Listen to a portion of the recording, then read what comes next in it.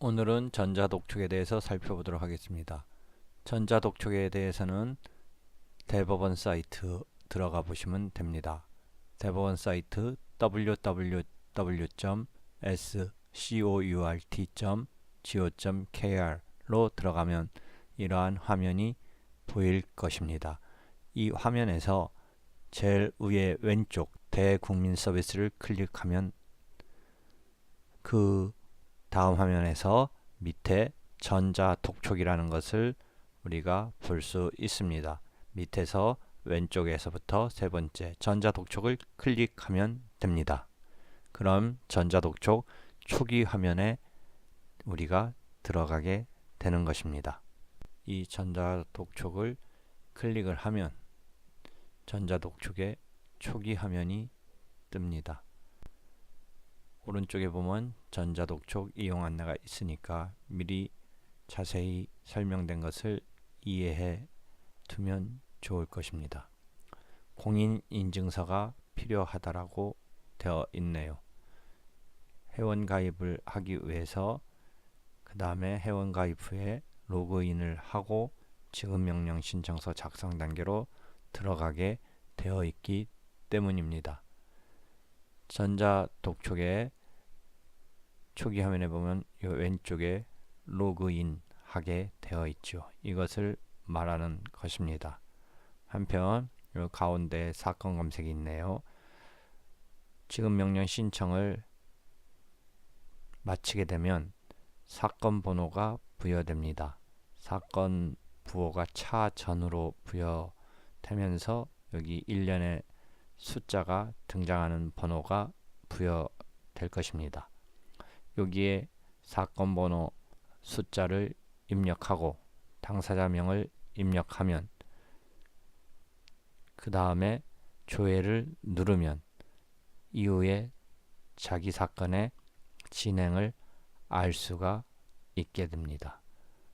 추후에 지급명령 신청이 완료된 뒤에 사건 진행을 알고 싶을 때에는 이 사건 검색을 이용하면 됩니다. 오늘 우리는 전자독촉 한번 실험적으로 이용해 보려고 하기 때문에 그런 경우에 요 왼쪽에 전자독촉 시스템에 처음 방문하셨습니까를 클릭하면 그 사이트 속에 가보면 전자독촉 튜토리얼이라는 게 있어서 우리가 한번 테스팅을 해볼 수 있습니다.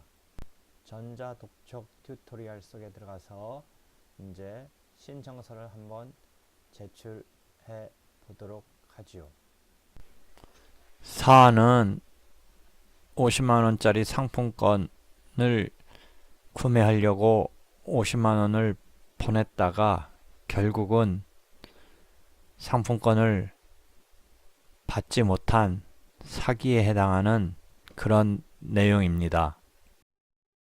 50만원 주고 상품권 구매해가지고 상품권을 50만원어치를 구매하면 좀 뭔가 물건 살 때 상품권이 자체를 싸게 구입하는 거야? 50만원짜리 아니면 그걸로 가서 뭔가를 싸게 사는 거야? 그러니까 50만원 정도의 상품권을 예를 들어 한 45만원에 산다는 개념이야? 아니면 그러면 그 5% 깡을 해서 50만원 값어치를 넌 쓰려고 했는데 원래 사기당하는 건 지가 허망해서 사기당하는 거야. 그지? 원래 그런 거야. 너 정상적인 거에는 사기가 없지. 뭔가 이게 지금 시중에서의 정상적인 거보다 그러니까 당하는 거야. 그 말은 내가 한 말이 아니라 있는 말이야. 그렇잖아. 생각해봐.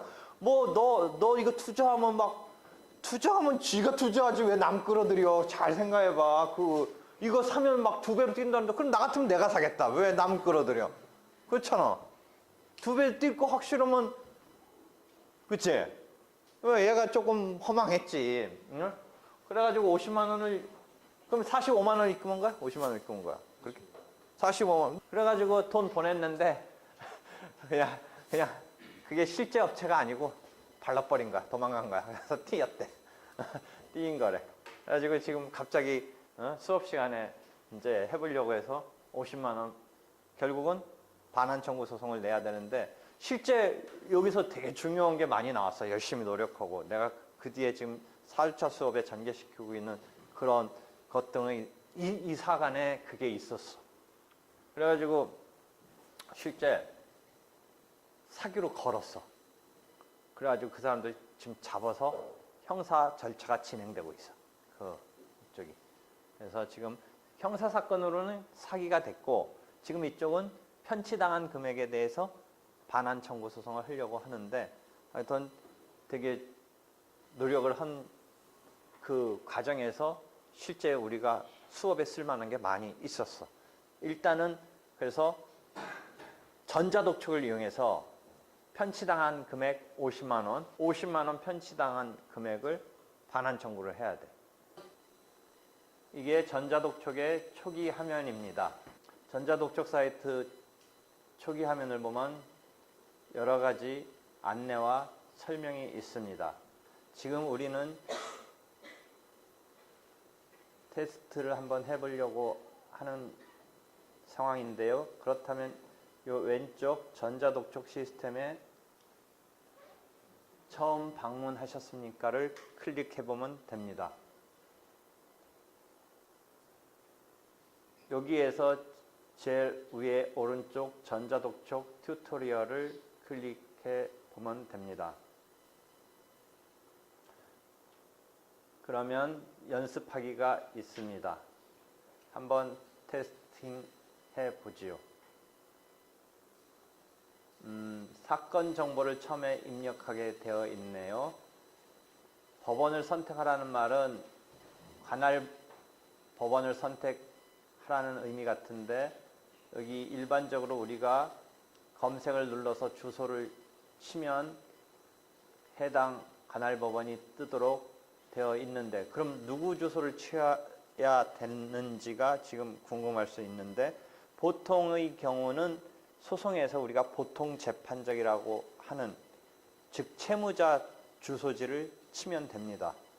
다만 꼭 그래야 되는 건 아니고 스스로 자기 관할법원, 주소지 관할법원을 갈 수도 있고 그런 것을 특별재판적에서 찾을 수는 있습니다. 그렇지만 일반적으로 어떤 경우이든 채무자 주소지를 치면 됩니다. 지금 채무자가 검색해서 한번 해보면 나올 것이라고 생각됩니다. 그래서 아마 여기는 채무자가 부천 지원으로 뜨게 되네요.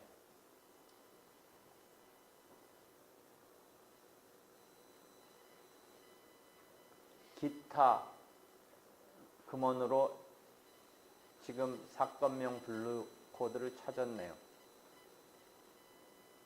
소송물 가격은 50만 원 반환 청구를 하려고 합니다. 청구 취지 50만 원의 반환을 기입하는데요. 기본 모델이 있는 것 같습니다. 위 일항 금액에 대해서 이 사건 지급명령 정본이 송달된 다음 날부터 다 갚는 날까지 연 20%의 비율에 의한 지연 손해금이 청구 취지의 기본형인데 여기서 50만 원 본래 받아야 될 금액 플러스 지연 손해금을 받고자 하는데 지급명령 정본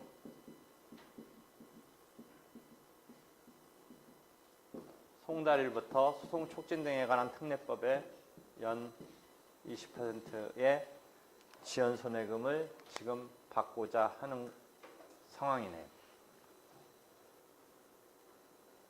이 일항 금액에 대해서 이 사건 지급명령 정본이 송달된 다음 날부터 다음 날까지.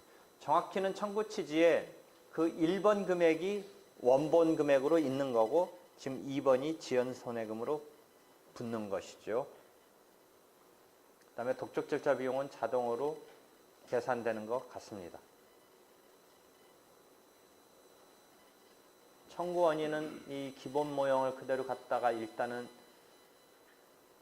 복사에다가 기입하는데 해당 자기 사건의 내용을 일목요연하게 기입하여야 하겠죠. 그렇게 해서 기입이 됐다고 치면 이제 사건 정보 입력이 지금 끝나고 채권자 정보 입력 란으로 넘어가면 됩니다. 인격 구분에 자연인이라는 말이 있는데 일반적인 사람을 자연인, 그런데 법에서는 회사 같은 경우를 법인이라고 해서 자연인과 대칭돼서 쓰고 있습니다.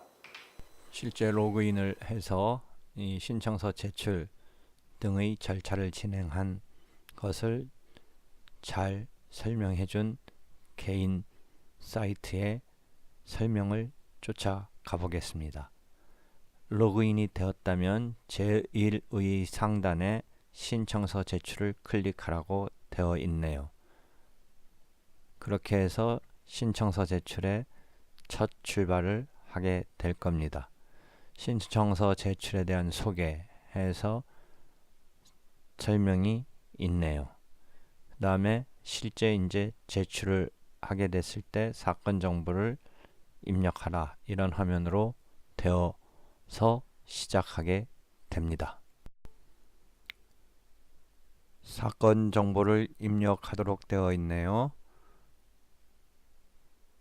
채권자 정보를 입력하고 채무자 정보 입력하고 하는 단계로 사건 정보가 입력되면 이제 다음 단계로 넘어가게 됩니다. 일단 사건 정보 입력을 보도록 하지요. 관할 법원을 선택하도록 되어 있네요. 보통은 채무자 주소를 검색하면 자동으로 관할 법원이 등장하게 될 것입니다. 그 다음에 접수와 동시에 SMS 수신을 원한다면 동의를 체크하고 하면 될 것입니다. 청구 취지는 실제 신청 취지, 청구 취지, 소송에서 청구 취지, 여기서는 신청 취지요. 채무자는 채권자에게, 만약에 소송의 경우라면 피고는 원고에게 해당하는 거죠. 채무자는 채권자에게 아래 청구 금액 및 플러스 독촉 절차에 든 비용을 채무자는 채권자에게 지급하라, 이렇게 신청 취지를 작성하면 되겠죠. 독촉 절차 비용은 송달료 12,760원에 그 다음에 인지액까지가 독촉 절차 비용이 되겠죠. 청구 원인은 자신이 이러한 청구에 이르게 된 것에 대해서 일목요연하게 정리해 주면 됩니다. 특별한 형식이 있는 건 아니지만 인터넷 등에서 검색해 보면 요령 있게 기재하는 예를 볼 수 있을 것입니다. 관할법원 찾기에 대해서 다시 한번 설명하고 있네요. 주소를 넣고 조회를 하면 관할법원이 등장한다라는 얘기입니다. 보통은 채무자 주소를 입력하면 되죠. 만약에 그 채무자 주소지 이외에 다른 관할법원을 찾고자 한다면 특별재판적이 있을 수 있습니다. 아까 사건명 분류코드 말씀했는데요. 이렇게 되어 있네요. 매매대금 0111, 매매대금 반환 012, 구상금 013, 대여금 014, 이런 식으로 사건명 분류코드가 되어 있네요. 그 다음에 소송 목적 가액 청구 금액을 기입하라. 보통은 동일한 금액이 될 것입니다. 그 다음에 청구 원인의 기입 등등에 대한 것이 설명이 되어 있네요. 그렇게 해서 사건 정보가 입력이 끝나면 이번에는 채권자 정보를 입력하면 됩니다. 자기가 자연인, 법인의 경우와 대칭되는 용어이지요. 그 다음에 자기 이름, 주소 등을 기입하고 나중에 송달료 돌려받으려면 어디로 돌려줄 건가 해서 자신의 은행 계좌를 적으면 됩니다. 신청서 작성에 있어서 채권자 정보의 입력이 끝나면 이번에는 채무자 정보를 입력하도록 되어 있네요. 여기도 역시 상대방 채무자가 법인인지 자연인인지 등, 그 다음에 주소, 송달 주소 등을 적도록 되어 있네요.